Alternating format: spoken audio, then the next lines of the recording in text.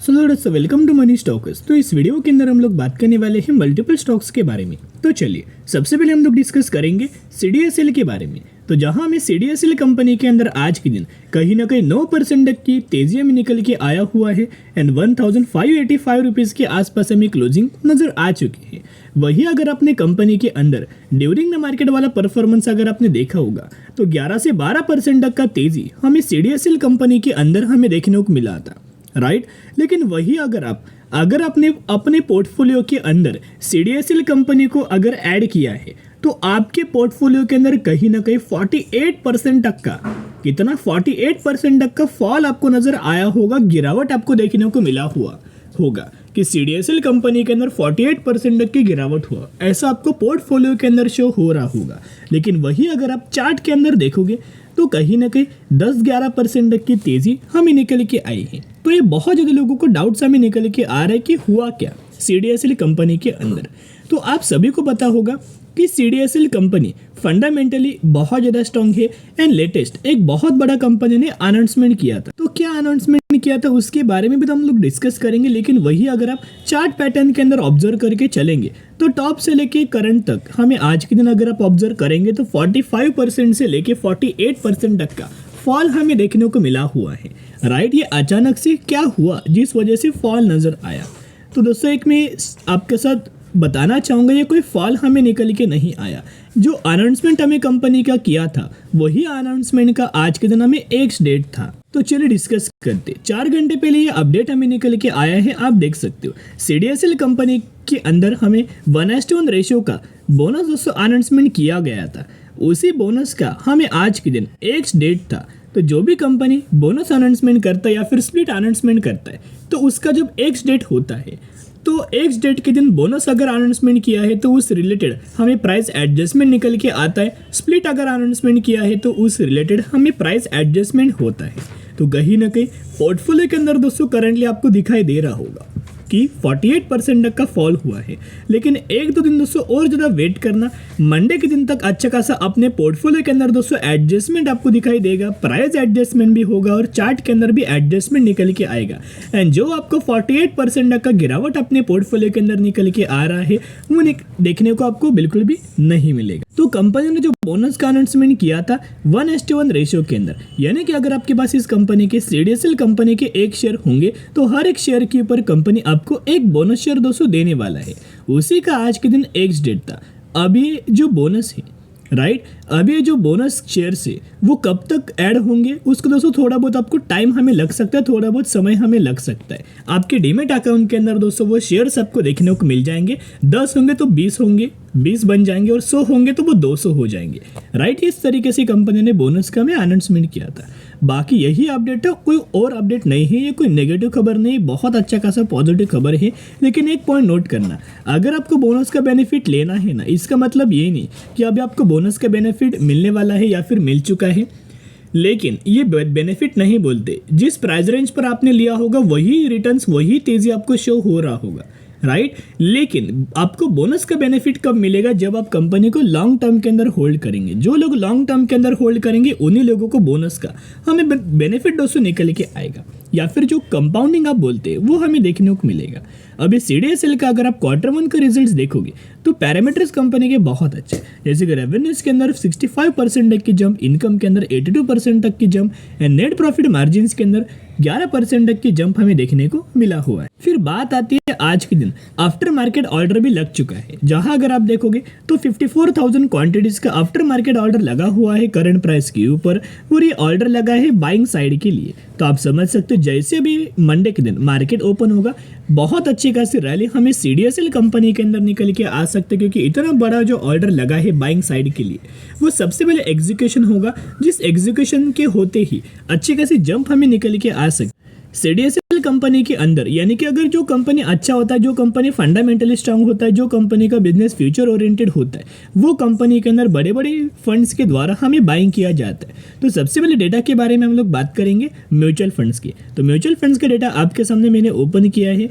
तो CDSL company के ही बारे में दोस्तों हम लोग बात करें, यहाँ आप देख सकते हो, जहाँ हर एक महीने का डेटा अगर आप चेकआउट करके चलेंगे तो सिर्फ 2 मंथ के अंदर म्यूचुअल फंड्स ने सेलिंग किया था। एक फेब के अंदर किया था सेलिंग और एक जून मंथ मंथ के अंदर किया था, लेकिन बाकी जो पेंडिंग है, रिमेनिंग है, जैसे कि मार्च, अप्रैल, मई एंड जुलाई लगातार दोस्तों बाइंग हमें किया गया। तो आप देख सकते हो अच्छी कंपनी के अंदर बड़े बड़े फंड हाउसेस के द्वारा हमें दोस्तों बाइंग किया जा रहा है। ये बहुत अच्छी खासी और पॉजिटिव वाली बात है। उसके साथ साथ कुछ पैरामीटर्स के बारे में डिस्कस करते, जैसे कि पैरामीटर्स हमने आपके सामने ओपन किया है, जहाँ सेल्स, इसे आप रेवेन्यूज भी बोल सकते हो, जहाँ आप देख सकते हो 551 करोड़, 555 करोड़, 812 करोड़, 920 करोड़ लगातार कंपनी का जो रेवेन्यू है वो ग्रो हो रहा है। वही कंपनी का अगर आप प्रॉफिट्स देखोगे तो 312 करोड़ एंड करंटली 480 करोड़। बीच बीच में थोड़े बहुत हमें प्रॉब्लम्स हमें निकल के आते हैं हर एक कंपनी के अंदर, लेकिन वही अगर आप लॉन्ग टर्म के अंदर देखोगे तो कोई प्रॉब्लम्स हमें कैरी फॉरवर्ड बिल्कुल भी नहीं होते। तो बाय ऑन डे स्ट्रेटेजी जरूर अप्लाई करना। जो डाउट दोस्तों, आई होप जितने सारे आपके पास डाउट्स थे वो मैंने क्लियर किया हुआ है, राइट। तो चलिए अभी हम बात करेंगे अगली कंपनी के बारे में, जिसका नाम है ट्राइडेंट। तो ट्राइडेंट कंपनी के अंदर ऑलमोस्ट 1% तक का फॉल हमें देखने को मिला है एंड 37 रुपीज़ के आसपास हमें क्लोजिंग निकल के आई है। बेसिकली ट्राइडेंट ये कंपनी के ऊपर बहुत बार दोस्तों हमने आपके साथ वीडियोस क्रिएट किया था एंड टॉपिक क्या था कि कौन से लेवल्स के ऊपर बाइंग करना चाहिए, क्या करंट प्राइस के ऊपर बाइंग करना सही होगा, क्या हमें कंपनी के अंदर वेट करना चाहिए, एंड कब कंपनी अपना जो लाइफ टाइम वाला हाई लेवल्स क्रिएट किया था 70 रुपये का, वो लेवल्स कब तक कंपनी अचीव करने के बाद हमें क्रॉस कर सकता है। तो चलिए उन सभी पॉइंट्स को, सभी डाउट्स को कवर कर लेते। प्रीवियस बहुत सारे वीडियोस के अंदर हमने क्रिएट किया था, लेकिन बहुत सारे नए व्यूवर चैनल के ऊपर जुड़े हुए हैं और उनके पास भी, उनको भी बहुत ज़्यादा ट्राइडेंट कंपनी को लेके हमें डाउट्स है। तो सबसे पहले आपको ये देखना चाहिए कंपनी का लॉन्ग टर्म का चार्ट। तो यहाँ मैंने ट्राइडेंट कंपनी का पिछले 5 सालों का चार्ट आपके सामने ओपन किया है, जहाँ अगर आप टॉप से लेके करंट प्राइस तक कैलकुलेट करके चलेंगे तो ट्राइडेंट कंपनी के अंदर कहीं ना कहीं 42% तक की गिरावट हमें देखने को मिला है एंड अभी भी कंपनी 42% तक की गिरावट के ही अंदर हमें ट्रेड कर रहा है।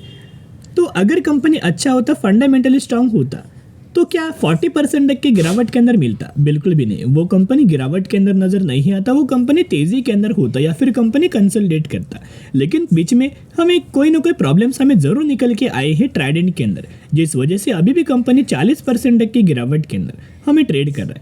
तो गिरावट का कारण क्या था? एक था कि कंपनी का हर एक रिजल्ट्स, क्वार्टरली का रिजल्ट्स, यानी कि हर एक क्वार्टर का जो कंपनी रिजल्ट्स अपना पेश कर रहा था, उसके अंदर प्रॉफिट्स के अंदर, रेवेन्यूज के अंदर, इनकम के अंदर एंड अर्निंग पर शेयर के अंदर लगातार हर एक पैरामीटर के अंदर बहुत ज़्यादा बुरी तरीके से कंपनी परफॉर्म कर रहा था। हर एक पैरामीटर लगातार दोस्तों फॉल हो रहे थे। तो आप सभी को पता है जो मार्केट हमें एक्सपेक्ट करके चलता है, अगर वैसे कंपनी फुलफिल नहीं करता तो मार्केट क्या करता है? वो कंपनी के अंदर बुरा रिएक्ट करता है। तो इसी की वजह से ट्राइडेंट के अंदर मार्केट के द्वारा हमें बुरा रिएक्ट किया गया था। तो अभी हमें कम बाइंग करना चाहिए। देखिएगा अभी आपको दोस्तों वेट एंड वॉच जरूर करना चाहिए, क्योंकि कंपनी का जो पैरामीटर्स है अभी भी हमें वॉलेटाइल निकल के आ रहे हैं। जैसे कि कंपनी का सेल्स मैंने आपके सामने ओपन किया है, आप देख सकते हैं 1789 करोड़, 1835 करोड़, 1682 करोड़, 1743 करोड़। आप देख सकते हैं बीच बीच में हमें कंपनी के अच्छे भी पैरामीटर्स निकल के आते, बीच बीच में बुरे भी कंपनी में परफॉर्म करता है।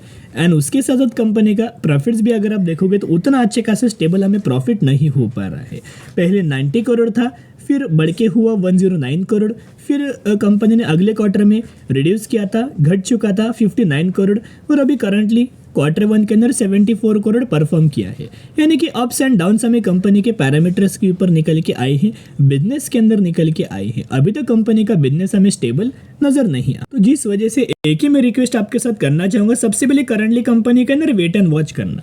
एंड जो भी कंपनी के ऊपर आपके पास जो डाउट्स है कि सर कब तक ये कंपनी 70 रुपये का लेवल्स अचीव करेगा, देखिएगा दोस्तों ये कंपनी, जो कंपनी अच्छा होता है ना, फंडामेंटली कंपनी अच्छा होता है, बिजनेस अच्छा होता है, पैरामीटर्स अच्छा होता है, वो कंपनी 70 नहीं बल्कि 700 रुपये भी जाएगा और 7,000 रुपये को भी अचीव करेगा। लेकिन वो कंपनी फंडामेंटली स्ट्रांग होना चाहिए, वो कंपनी का बिजनेस अच्छा होना चाहिए, वो कंपनी के पैरामीटर्स ग्रोइंग होने चाहिए एंड फ्यूचर के लिए डिमांड कंपनी का बिजनेस फुलफिल करना चाहिए। ये सभी चीज़ों अगर अच्छा होगा तो वो कंपनी ये चीज़ें अचीव करेगा, बड़े बड़े टारगेट्स देगा। लेकिन जो कंपनी बुरा परफॉर्म करेगा, पैरामीटर्स बुरे परफॉर्म होंगे, बिजनेस बुरा होगा, वो कंपनी के अंदर बिल्कुल भी तेजी में निकल के नहीं आएगा। तो अभी वेट एंड वॉच करना, जब तक कंपनी अच्छे खासे स्टेबल नहीं हो जाता, लगातार 2-3 क्वार्टर से अच्छा परफॉर्म नहीं करता, तब तक दोस्तों निवेश बिल्कुल भी मत करना। चलिए अभी हम बात करेंगे अगली कंपनी के बारे में, जिसका नाम है स्पोर्ट किंग इंडिया लिमिटेड। 1500 रुपये के आसपास ट्रेड कर रहा है एंड 79% तक का रिटर्न शेयर उसको बना के दिया है। रिसेंटली कंपनी ने स्प्लिट का अनाउंसमेंट किया है, रेशियो है 1:10 का। यानी कि अगर आपके पास इस कंपनी के 1 शेयर होंगे तो हर एक शेयर के बदले कंपनी एक शेयर के बदले आपको 10 शेयर मिलने वाले हैं, तो जरूर कंपनी के बारे में स्टडी एनालिसिस जरूर करना।